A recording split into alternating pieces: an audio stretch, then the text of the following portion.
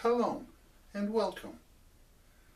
This week's Torah portion comes from the book of Deuteronomy, Devarim, the first portion in that book. We're starting the last book of the Torah this week, which means, among other things, that we're not that far from the High Holy Days. So, what's in this Torah portion? There's a lot of things, a lot of summary things that are in the Torah portion. Right at the beginning, there's a recounting of the travels of the Israelites through the wilderness. And there's a number of other things that follow that. Moses is recounting this to the people that are gathered about ready to go in to begin the conquest of Canaan. There aren't many stories that deal particularly with this. It's a rather straightforward, direct recounting of things we've already seen in the previous books. But there is one thing, and when we think about the Hasidic Rebbes, sometimes we wonder, what are all these people about? What were they doing? Of course, they were spiritual leaders. But they were much more than spiritual leaders. They were community leaders. They helped the people in their Jewish communities. They provided money for the poor. They provided advice for those who didn't know which way to turn. And there's a story that uses a short verse from the very beginning of the Torah portion as part of the story. So I thought you might find this story interesting. It's another look at what Rebbes do.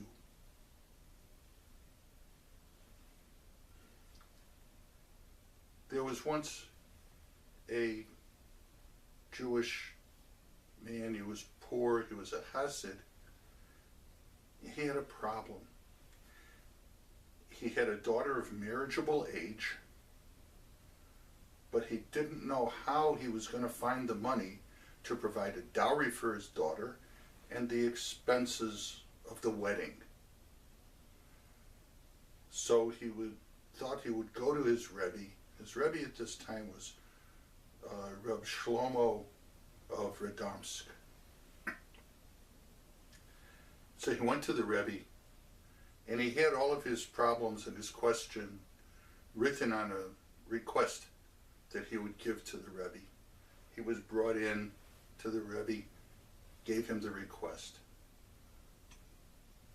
The Rebbe looked at it, read it, and he looked at the poor man. What is this I'm reading here? It says that you are poor.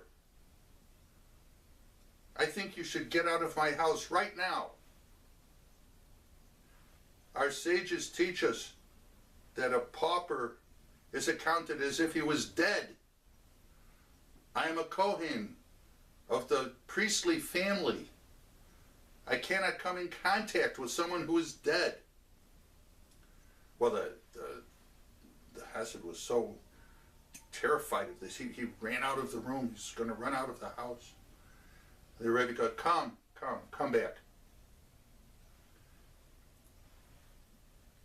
Obviously, this is a special situation, which also our sages provided for, that if attending to a dead person, if the only one that can attend to the dead is a Kohen, then the Kohen is allowed to defile himself.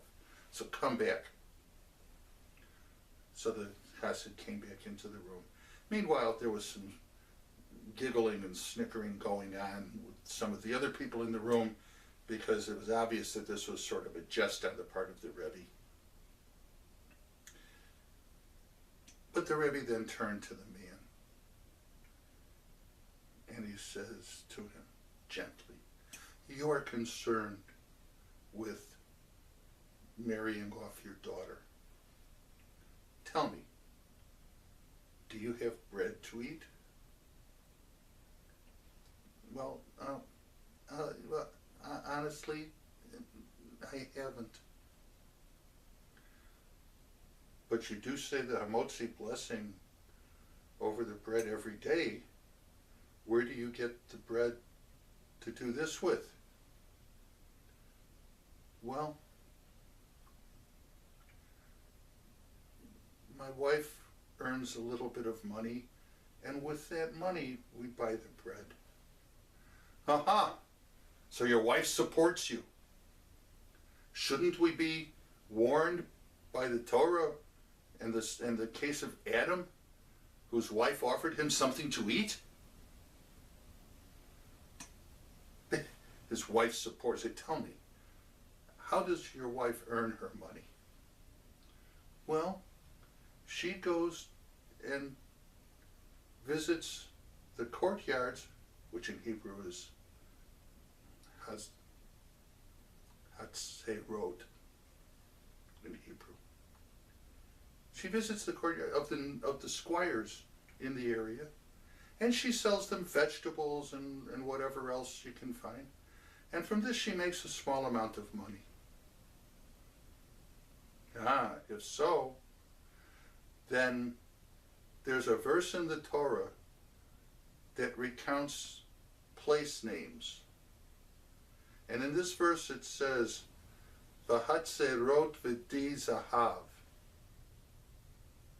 If she goes to Hatzerot, which is the courtyards, she will certainly encounter di zahav, which means abundant gold.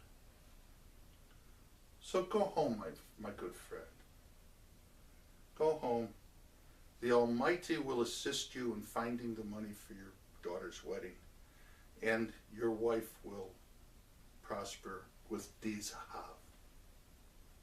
So the chassid went home. His wife asked him, well, what did you bring from the Rebbe? And he didn't know what to answer.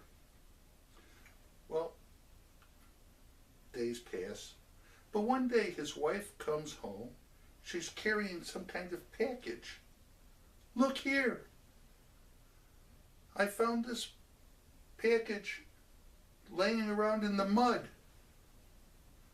So they took the package and they opened it. And inside the package was 300 rubles.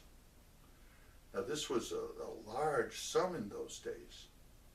So they took 150 of the rubles and set it aside for the dowry and the cost of the wedding. And with the remaining money, the happy man established himself a small business, which he was able to work in and support himself for the rest of his life. And that is my story. So we see that a Rebbe sometimes just provided advice. But did he know they were going to find a bunch of money? That we don't know. But the people who were his followers, his Hasidim, had faith. So whatever they were told is what they did. I hope you enjoyed the story and learned a little bit about what the Rebbe's did. Thank you, and shalom.